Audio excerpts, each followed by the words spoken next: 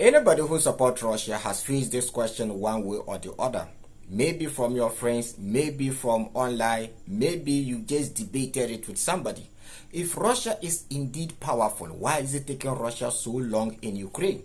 We thought Russia was going to defeat Ukraine in a matter of days. We thought the Russian army was one of the most powerful armies on earth, and yet it is taking them so long in Ukraine.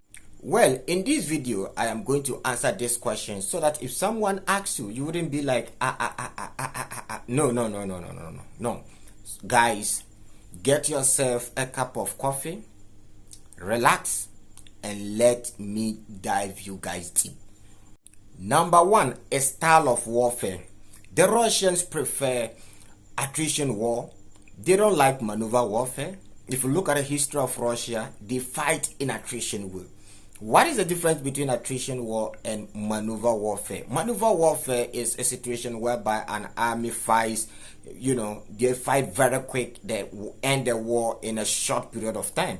And maneuver warfare is a style of warfare whereby you fight in a long period of time. I call it stamina warfare, because if you don't have stamina, you can fight attrition war. For example, in Ukraine, you see, when the war began, I hope you guys saw what was happening. The Western media, everybody was reporting, especially the Western media. Ukraine was winning. Ukraine is winning. Ukraine is winning. What is happening today? Today, you see, we are beginning to see the cracks because it involves stamina. If you don't have a strong economy, you can't fight an attrition war.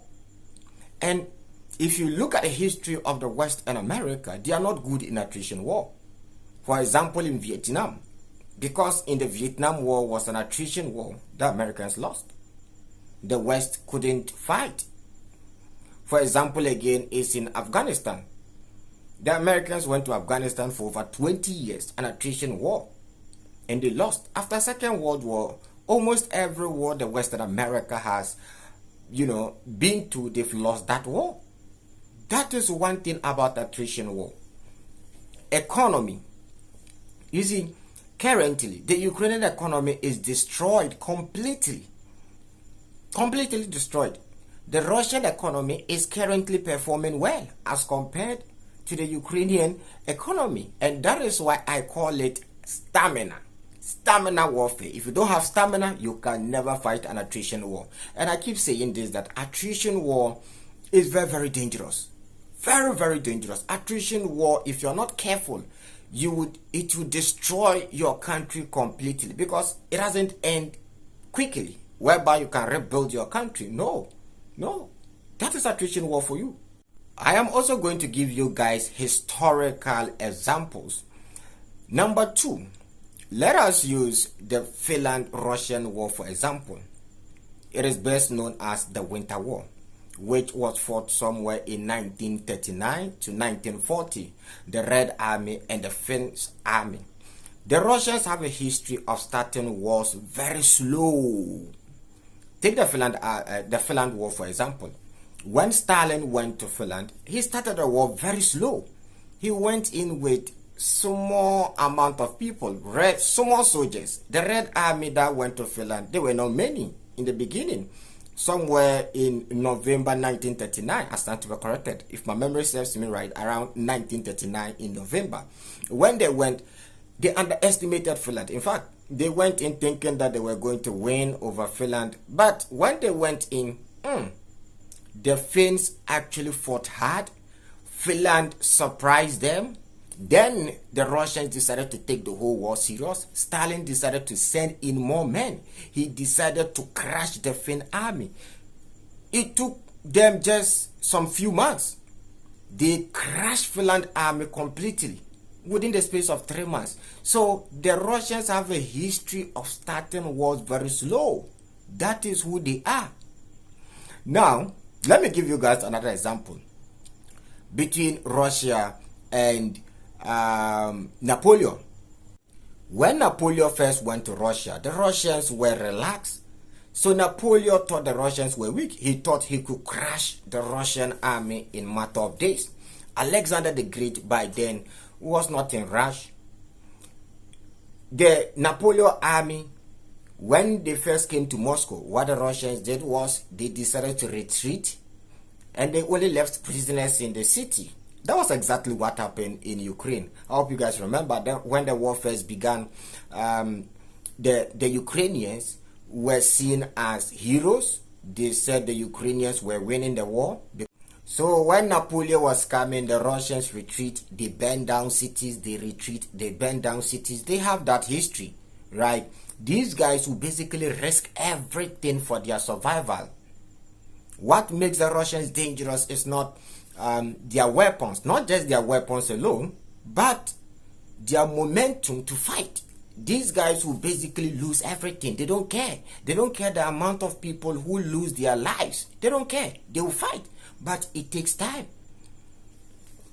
What happened? Alexander the Great decided to crush Napoleon.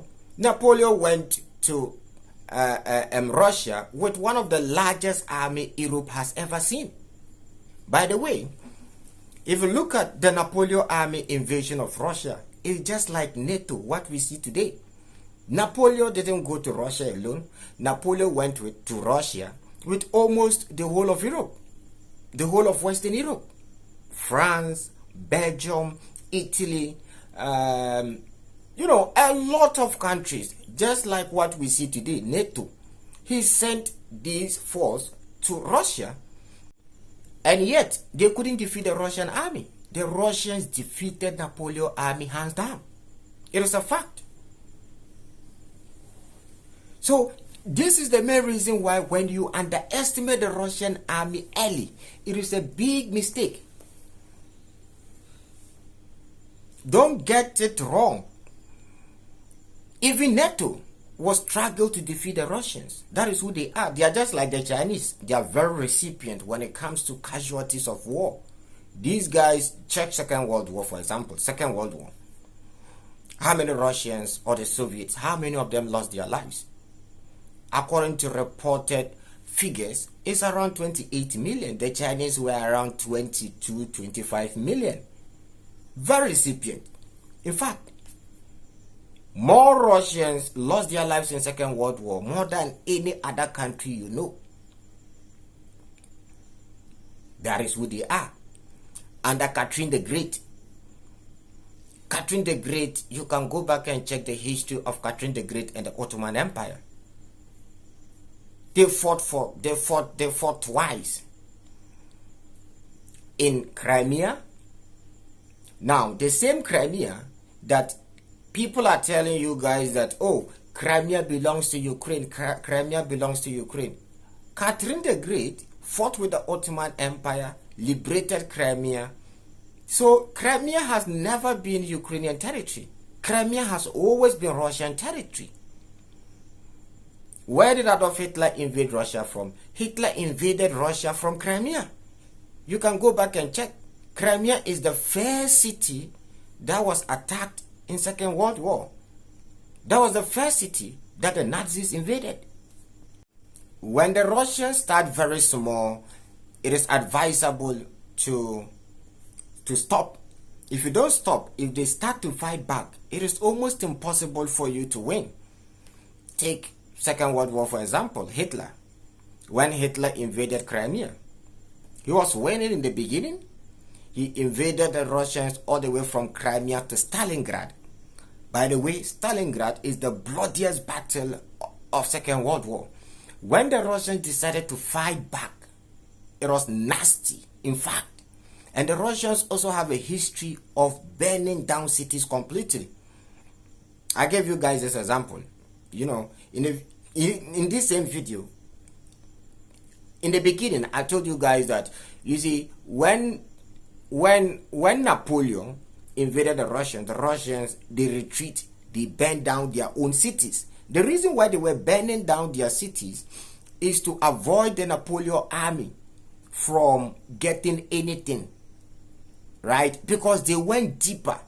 When the Napoleon army was coming, they go deeper, they retreat deeper. The Napoleon army was following them deeper and deeper and deeper and deeper into Russia, to a point whereby the Napoleon army couldn't find their way back to France. Napoleon went to Russia with, I think, around 600,000 men and returned back with less than even 100,000 men. I think 100,000 is even big. I stand to be corrected. By the way, if you enjoyed this content, please consider hitting on the like button and also subscribe to this channel. When I check my analytics, I realized that 99% of the viewers on this channel are not subscribed to the channel. So please consider subscribing to the channel. And one more thing, before we continue, I realized that over 10% of you guys who watch my videos watch on TV. That was quite shocking to me. I never anticipated this. I never knew that you guys watch me on TV, right? So if you're watching me with your TV, or if you're watching me on TV, let me know down in the comment section. And if you're watching with your phone, let me know down in the comment section. Let's continue. Another reason is the war is bigger than how they make it appear. The war is very big. People make it look like, this is Congo versus Rwanda war. No. This is Ukraine. This is Russia. The two biggest countries in the whole of Europe. Note, Ukraine is the second biggest country in Europe. Another important reason is the Russians are trying to save lives. Remember, I told you the casualties of Second World War, where the Russians lost close to 30 million people. In fact, according to many war experts, the Russians or the Soviet Union lost more than 30 million people. Now, after the war ended in Second World War, the Russians promised never to allow that range of casualties to ever happen in their history again.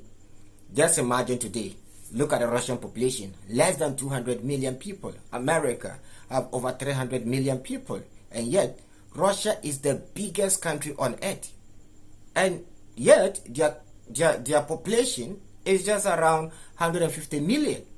So Putin is trying to save lives. Think about this critically. What number are we? Reason number 7 or 5 or whatever? You guys should arrange it yourself. Another important reason is historical reason. You see, Ukraine and Russia, they share deep history. Vladimir Putin, by the way, back in 2021 or 2020, somewhere 2020, he wrote an in-depth article explaining how the Russians and the Ukrainians are the same people. They share a deep history together. They are one people. So the Russians has taken it slow on them, because when history is written one day, how the Russians fought against the Ukrainians will be analyzed critically. Was the Russians right? How many people did they unalive?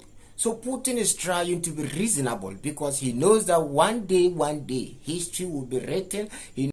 Putin is aware that one day people like me and you will sit down to analyze what exactly happened in that particular war. Another important reason is the war, just like I said, is bigger than how they make it appear. Now, if we put away even the land size, it's about how many countries is Russia alone fighting. Russia is fighting the whole of Europe, the whole of EU, including America, the big player. Just a single country fighting all these countries combined. And you expect Russia to win in days? No. The real question here is, why is NATO not winning? Because you have almost all the big economies in the world fighting against just a single country. And yet, people are not asking logical questions. People are asking, why is it taking Russia so long? No. The question should rather be, why is it taking NATO so long? Because Russia is just a single country. How many countries are in NATO? How many countries are in the European Union? All these countries are fighting against just a single country, Russia. Just like I said, the war is bigger than they make it appear. Very big. By the way, I watched Emmanuel Macron his interview with, is it CNBC or NBC News, whatever they call themselves, just 2 days ago or so, when he visited America during the European Union meeting with Donald Trump in the White House. You know, he granted an interview and he said Russia has captured just 1% of Ukrainian territories, which made me laugh. Meaning this guy, he doesn't even know what he's talking about. Even Crimea alone is almost the size of Texas. So if you claim that Russia has captured just 1% of Ukrainian territory, you are not serious. Are you aware that the territories that Russia has annexed is bigger than the whole of UK times 2 or 3? Yes, what the Russians has achieved, NATO has never achieved that. No. Can you tell me any country NATO went ever since the creation of NATO? Which country has NATO succeeded like the way the Russians had succeeded in Ukraine? It is quite obvious that this war, the Russians has already won in advance. Everybody knows this. Anybody who sits and thinks critically knows this. This is a fact. It only takes somebody who really loves this channel to watch this video throughout, because this video alone is over 16 minutes. So to watch this video to this point actually prove that you are a loyal follower of this channel, and I personally you know, like people like that, because you just love what I do here. So guys, please, where are you watching this video from? I want to know which country, because I want to know the location. Today I've been asking the same question: where are you watching this video from? Please let me know down in the comment section. Well, if you want me to talk about any topic, you can also leave it down in the comment section and I will work on it. Well, shalom. See you guys in the next episode.